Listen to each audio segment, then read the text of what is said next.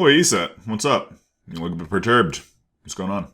Ugh, that new neighbor drives me crazy. He's this weird self-proclaimed philosopher who keeps talking about pan-woo-wooism using an endless array of fancy words. He's a Star Trek techno-babbler and he drives me mad. Oh, come on now, Isa. He can't be that bad. Come on, let's start it up, let's check it out. But of course, materialists and property dualists and the like simply postulate non-conscious matter as primitive. They rarely make arguments in support of its existence or explain why they think it should be our theoretical primitive. Oh dear. He really is a Star Trek techno-babbler, isn't he?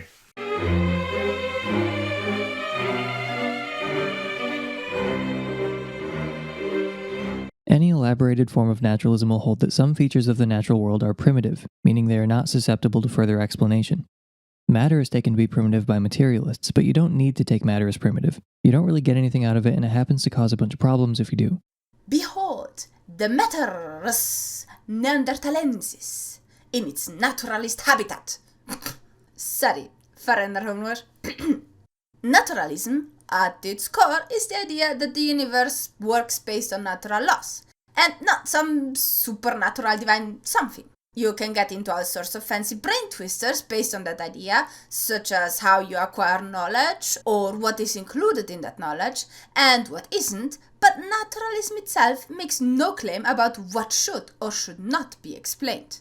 Likewise, materialism is the idea that matter, and the interaction of said matter, is how nature works. It too doesn't specify how primitive said matter is supposed to be.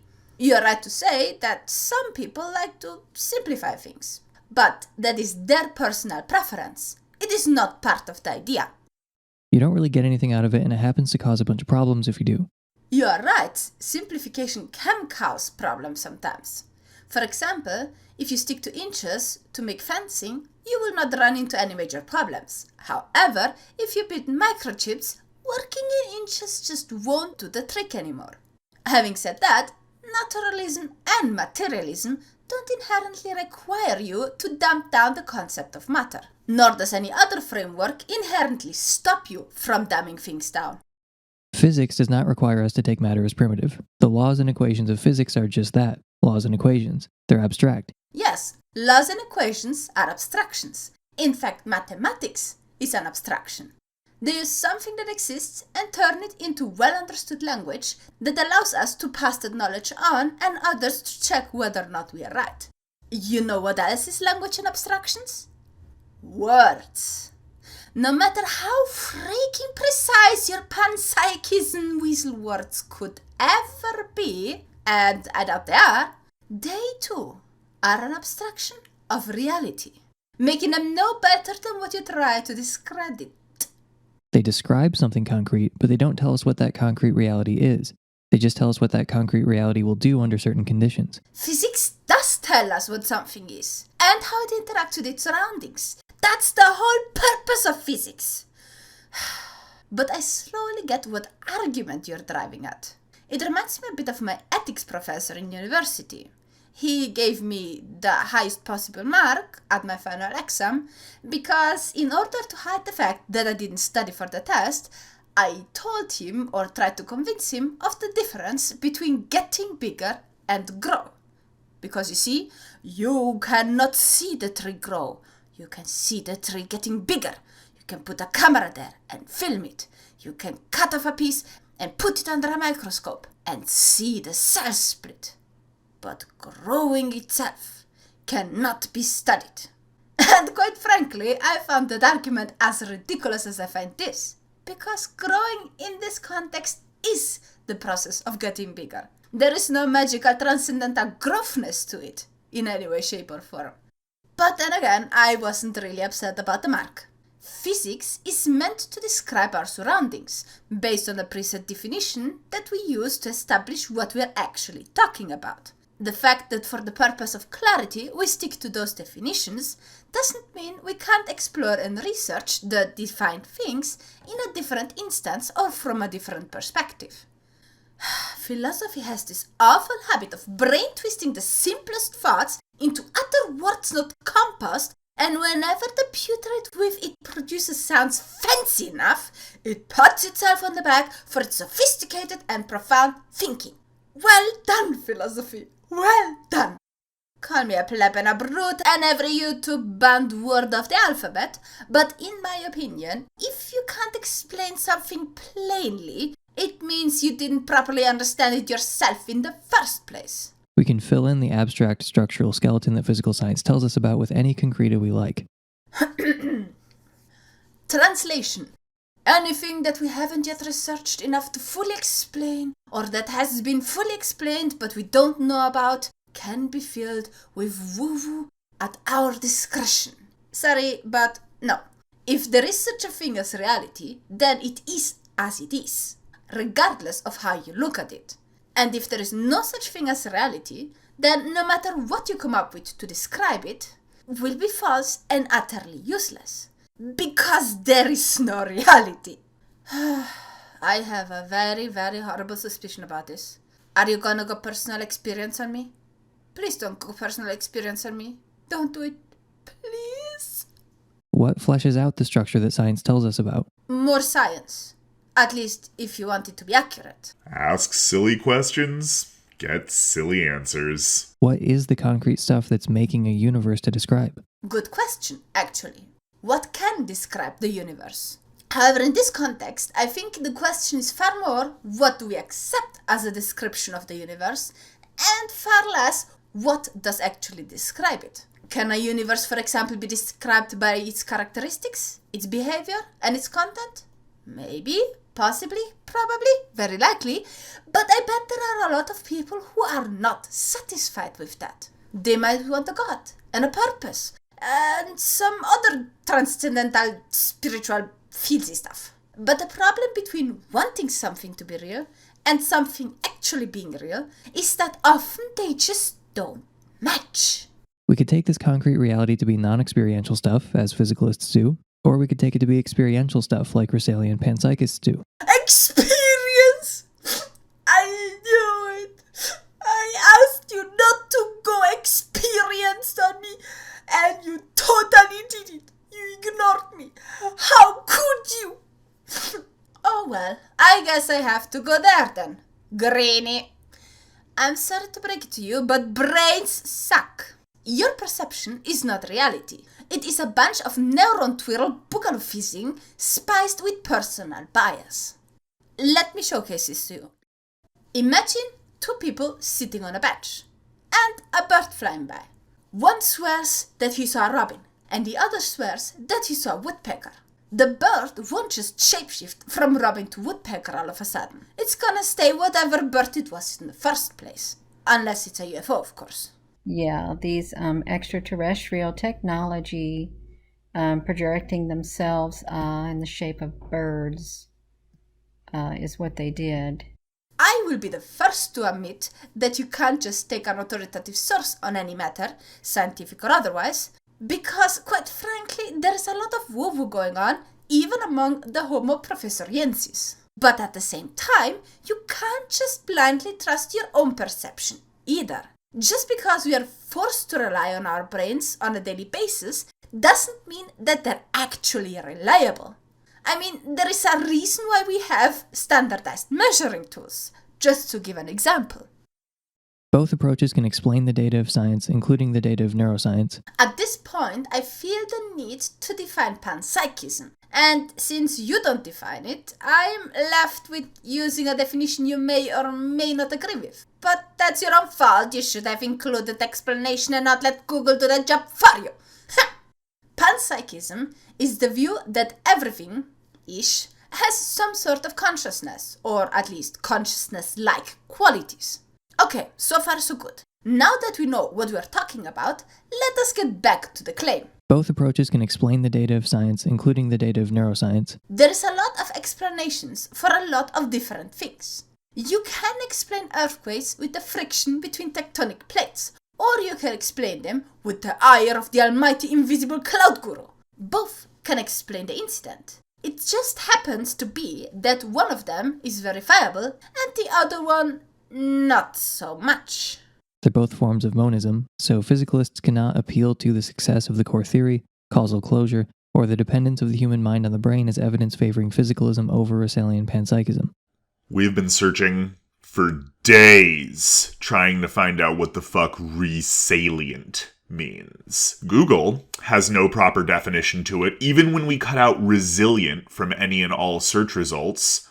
Salient is noticeable and or important, so what the fuck is resalient? This is driving us crazy. Are you even going to try to define your jargon? Or are you just going to pretend that you're so highbrow that the only people who would be on your channel already know what you're talking about? You're using so much special language here, dog. It's ridiculous, and it sounds like a sales pitch. You are right, Shai. It does autocorrect it to resilient. But it does sound awfully familiar to me. Resalient. Resalient, salienti, puella saliens tunicam rompit. The jumping girl tore her tunic. And the guy writing down that sentence probably was the one looking underneath it. The jumping girl tore her tunic. Okay, that makes salient jumping. And you put re in front, which means again, and it turns into jumping again. The again jumping panpsychism. The again jumping panpsychism? It's a fancy word of saying that it's a researching fad, isn't it? Oh, Greenie, what other timoribus veteres of mine do you intend to summon next? And if you don't know what timoribus veteres is, well, don't worry, neither does most of our audiences. And that's okay. That's really okay. You don't have to know everything. You don't have to sound fancy all the time. Greenie, why don't you join us filthy plebs and try to do this obscene thing called speaking like a common mortal? It is fun, I promise. And we have cookies too. They're both forms of monism, so physicalists cannot appeal to the success of the core theory, causal closure, or the dependence of the human mind on the brain as evidence favoring physicalism over Russellian panpsychism. I question your logic on this argument. You see, a giraffe and a lion are both a form of mammal. But while they can both give live birth, they don't both eat meat. So if eating meat is what is required, then the giraffe simply cannot compete that poor animal. And if we're talking more concretely about your ideas, let us take a brain for example and look at it again. You see, both rely on the idea that the structure of a brain has influence on how you think. But while physicalism leaves it at that, panpsychism adds this kind of conscience something to it, for which we have no actual evidence. It's like putting the word divinely guided in front of the word evolution and then claim that both these ideas are equally valid. There's no spooky interaction or issues with causal closure or overdetermination. No, wait, something's not right here. I'm just gonna ignore the fancy words and agree with your argument. There is no spooky, whatever. Perfectly fine for me.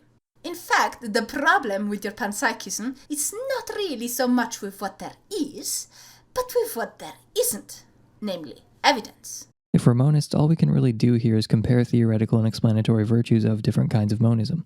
But first we have to agree on the evidence that is to be explained. Alright, I bite.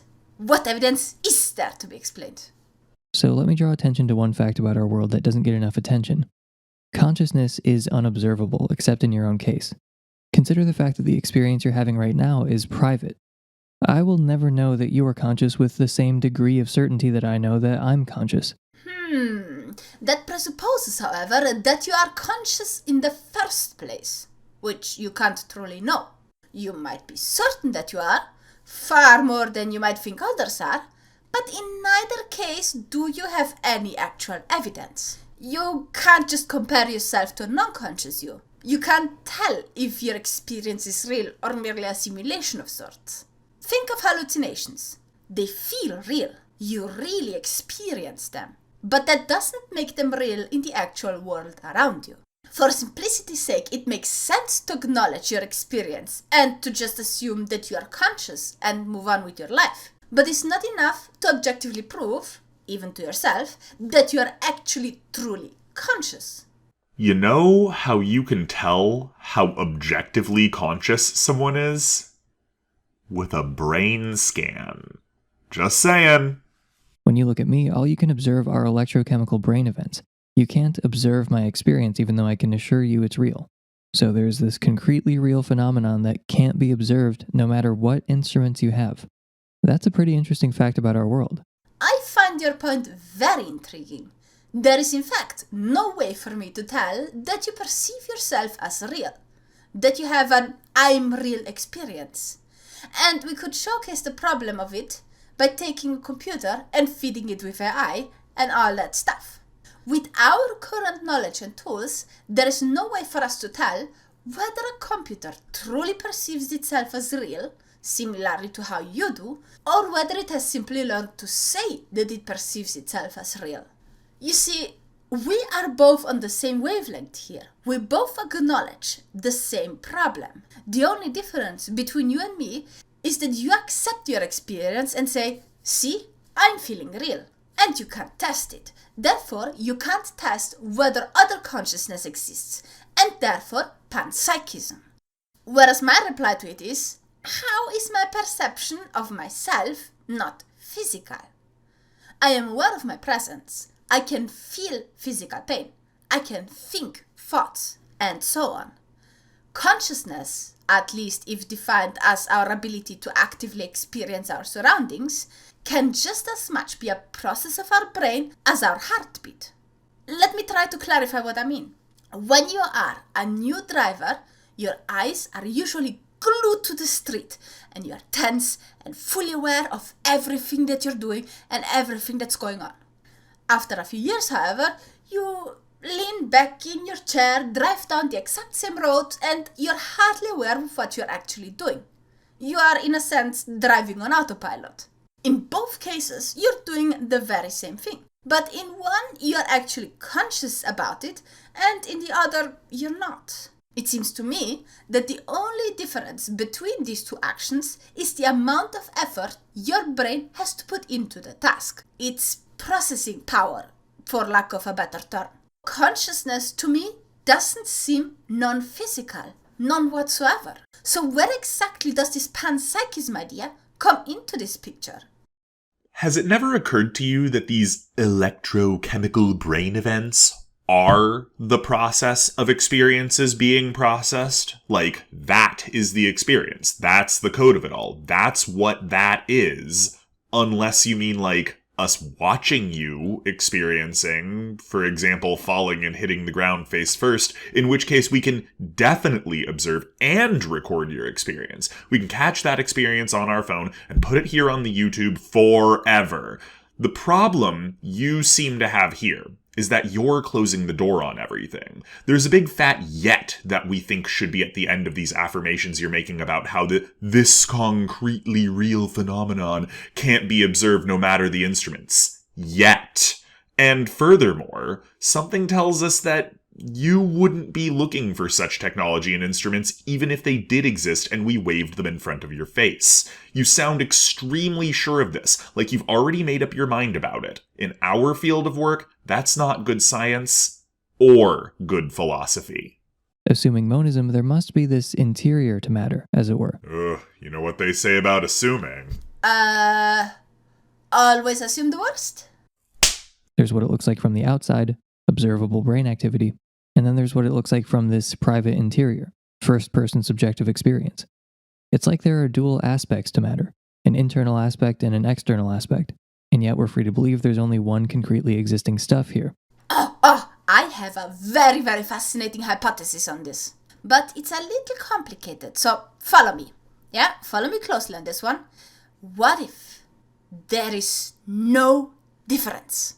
What if the so-called internal aspect is in truth nothing more than the external aspect, just from a different, slightly more elusive perspective?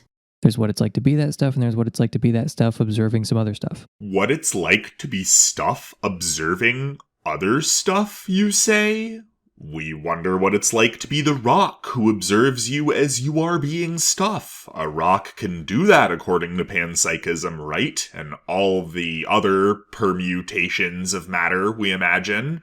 It's just stuff like the rest of us after all. What we're getting at is you're not saying anything here. This is just going around in circles. You're doing nothing by going on about this circular charade. This feels oddly spirit science-y, and that brings that feeling back again that makes us feel like there's something going on here that we've yet to define, as though there's some more than just woo going on here. I could spend hours pulling on any one of these threads, but now is as good a time as any to address some common misconceptions about panpsychism. Oh, a very good sentence to end this part.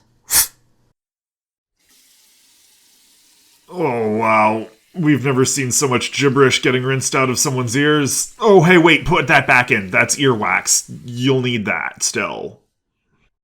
Thanks for coming, everybody. ESET deserves all the support, and everybody who supports her, that's you, are awesome and excellent people. Consider getting on down to the email list.logic.com. Remember to like, share, subscribe, and maybe leave a comment down in the subscription. And if you'd be so kind, consider going on down to our own channel and checking out the content that we make too. Thanks a bunch, everybody. Stay safe, and have a great night.